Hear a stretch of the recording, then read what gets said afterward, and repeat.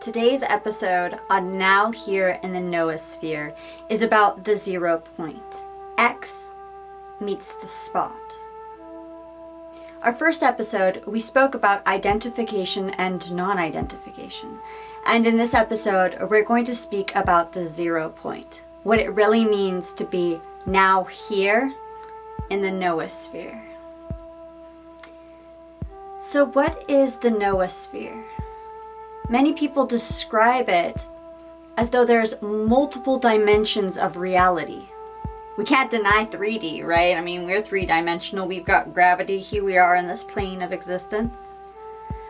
So then there's also other dimensional realities that coexist simultaneously in a paradox. So let's call that the Noosphere.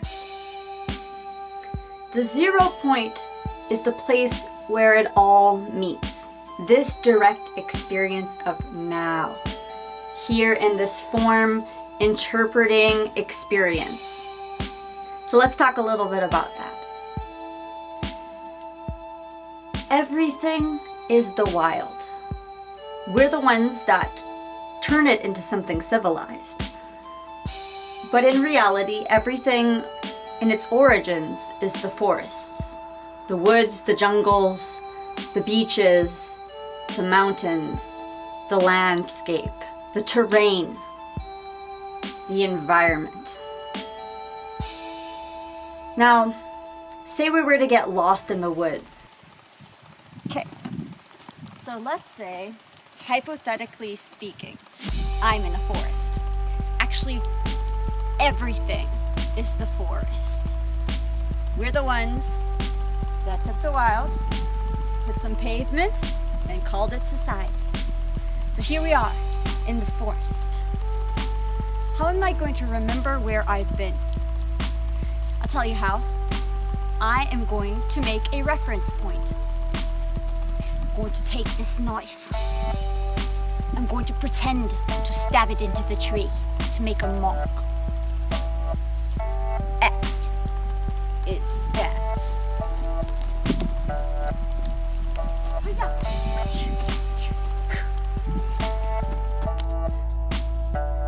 One of the first things we do is probably mark an X on a tree so that if we get lost, we can remember that we've been there, and that becomes a reference point. In this episode, we're going to use concept to convey matter.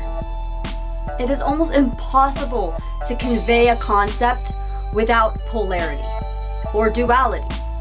The moment you create a statement, there is usually a polarizing or opposing statement. Wrong, right, black, white, wrong, right, black, white. Always seems to be caught with the concept in duality, polarity, opposition, magnetism, creation.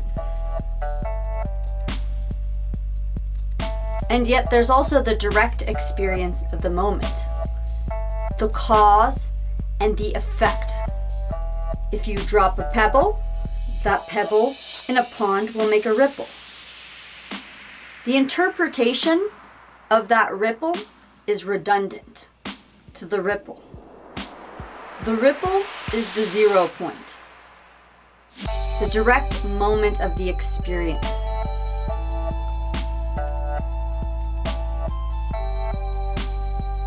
So now let's go back to that tree. We made a marking on the tree. Our mind creates a reference point. X marks the spot. From that place, there's 4 directions that we can choose. There's always 4. There's here, here, here, here, here, here, here. There's always 4 directions. And every single direction, every moment is a now, now, now, now. So we have the imprinted experience of our reference points. Let's say that's the X on the tree. And imagine that we make our way through the woods and all of a sudden we find a box. Let's call that box a shelter. Let's call that shelter a restaurant. So we enter that restaurant and we're looking for some food. I mean, that's why we came to a restaurant, right? That's the reference that we make of that spot. We correlate that box, that shelter, with an associated name of restaurant. So let's talk about thinking outside the box. You know that saying, thinking outside the box? Let's just say that every single box is a reference point. This is my reference, this is my restaurant, this is my bookstore, this is my this is my that, this is my Walmart, this is my shopping center, this is my my reference point. This is my reference point. We attribute titles to places, and then we adjust our actions and accordingly to what is deemed as appropriate behavior within these boxes. Behavior. The way that we are asked to behave, comply, the greater harmony and rapport of the public. Let's talk a bit about public and private. What makes something public? What makes something private? It's the perspective. We have what we consider inside the boxes, inside the houses, inside the shelters, inside the places. And then we have what's on the outside, the parks, the woods, the this, the that. And in reality, here we are all in the wild, living in these boxes. Little boxes, on the hillside, little boxes, creating reference points of experience. Coming back into the moment, the 0 point, the place where it all meets, where all dimensional realities, all timelines, because the past is in the mind, the future is in the mind, and it all comes here now, in this form, experiencing impermanence, experiencing existence. We have what gets retained in our myofascial tissue, in our muscle. We call it muscle memory. So let's say that we're in the woods and all of a sudden, out of nowhere, a bird swoops down and almost takes something from us. We'd have a moment of flight or fight. We're like, ah! It's just like a sudden shock because we didn't see that coming, right?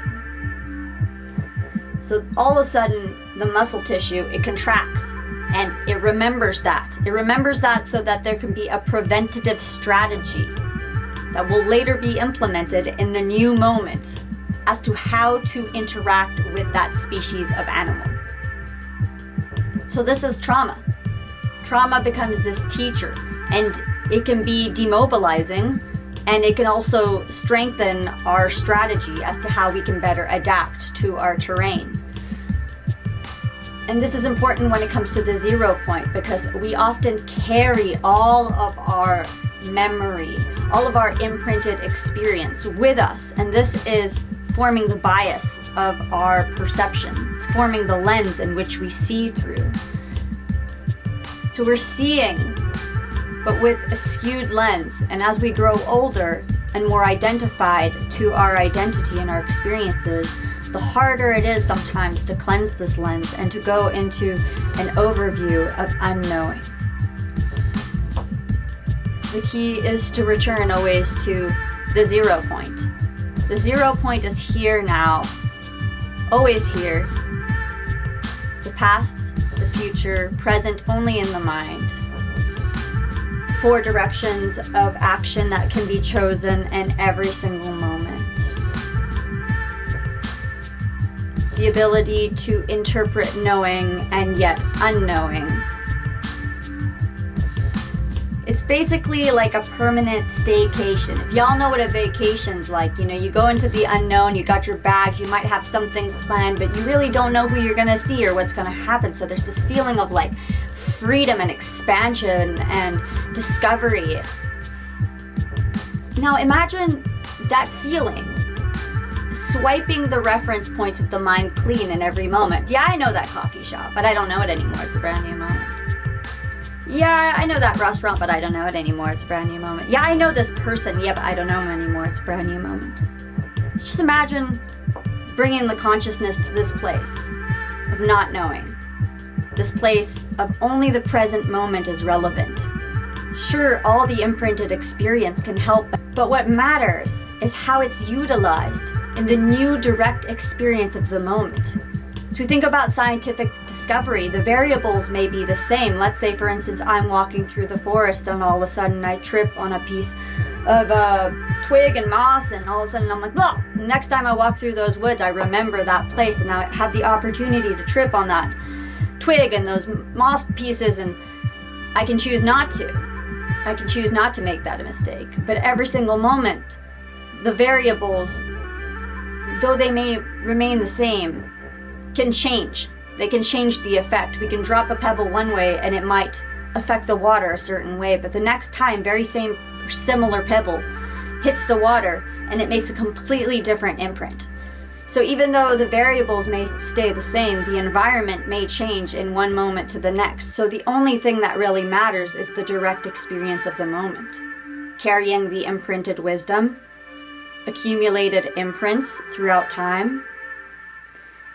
I think they've shown that when you step on the earth, it almost makes a mark, like it makes a footprint, but we literally have a conductive connection from our nervous system to the earth underneath, the mycelial web.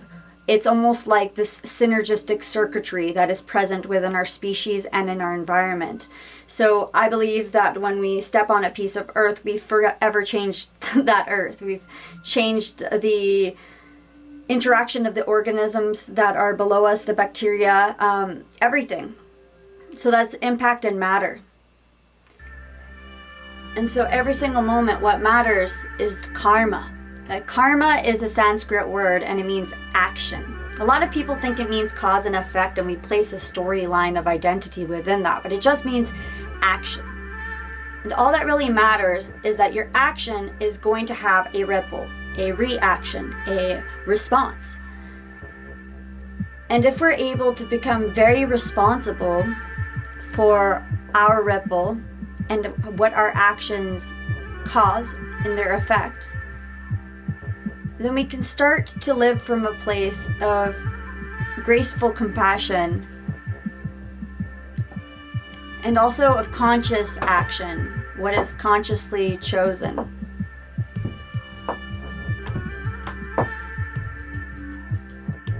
So just to recap, the reference points that we place upon places, let's call those boxes. We call those shelters, we call those restaurants, we call those shops. We place a title upon these boxes, and in those boxes we must behave a certain way to adhere to societal's construct as to what is deemed as appropriate.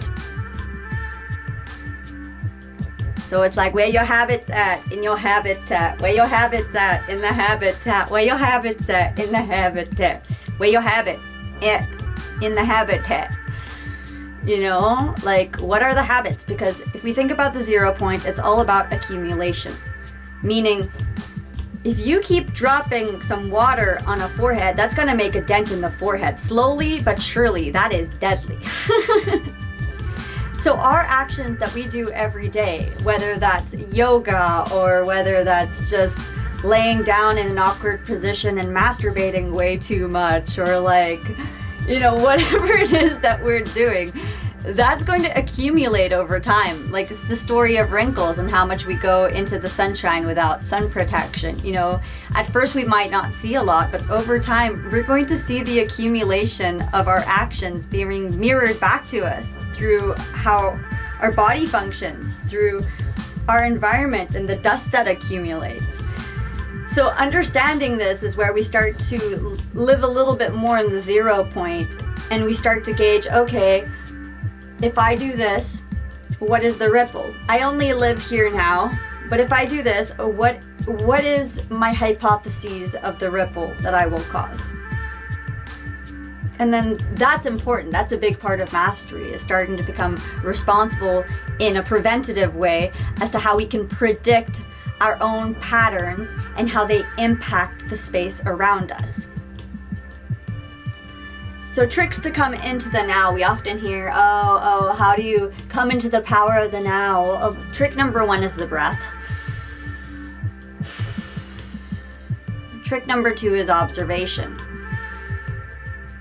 Opening the eyes, observing the thoughts, allowing them to be, allowing them to pass. Observing how it feels like just to be in this body, in this form, in this moment, this direct moment of the experience. And from there, choosing each action. So this is today's episode on the 0 point. I'd like to bless you all with a happy existence. Thank you so much for being you. What a crazy time to be alive on planet Earth. I'm sending you guys so much love. Oh, and soon I'm gonna have my official website launched, so I'm pretty stoked about that. I'll keep you posted on it. And if you want to get a t-shirt for Happy Existence, I have them up at happyexistence.ca. Love you guys. Thank you so much.